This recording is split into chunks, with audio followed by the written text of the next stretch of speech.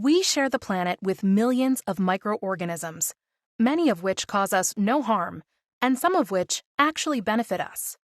However, some microorganisms, called pathogens, are capable of causing disease.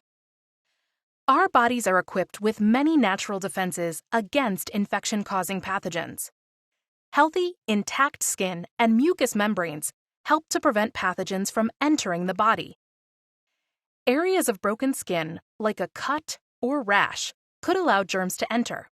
When this happens, we depend on our white blood cells, which patrol the body and destroy pathogens that may enter. In addition to our natural defenses, antibiotics and vaccinations are also available to help us fight and prevent infections. However, while these defenses are helpful, infectious diseases are still common. You can better protect yourself by understanding how infections are spread. For infection to occur, 6 requirements must be met. This is called the chain of infection. The first requirement is a pathogen. For an infection to occur, a microorganism capable of causing disease must be present. A pathogen will require a reservoir, or a place where pathogens can grow and multiply.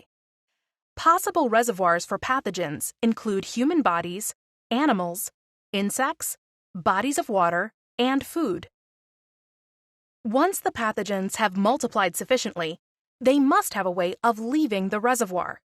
This is called a portal of exit, and varies depending on the pathogen and the reservoir. When the reservoir is a human body, for example, the portal of exit may be the respiratory tract, the digestive tract, the reproductive and urinary tract, or breaks in the skin. To get to another person, a pathogen will require a method of transmission, which can be direct or indirect. Direct transmission means the pathogen is passed from one person to another through physical contact. Indirect transmission means that pathogens are spread by way of a contaminated surface or object.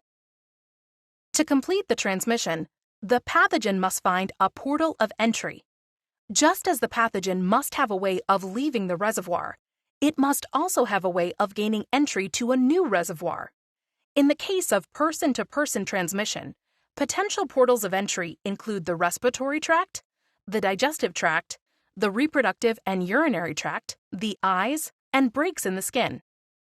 Finally, the pathogen must enter a susceptible host, or a person who is capable of becoming infected with that particular pathogen. Eliminating just one link in the chain can prevent an infection from spreading.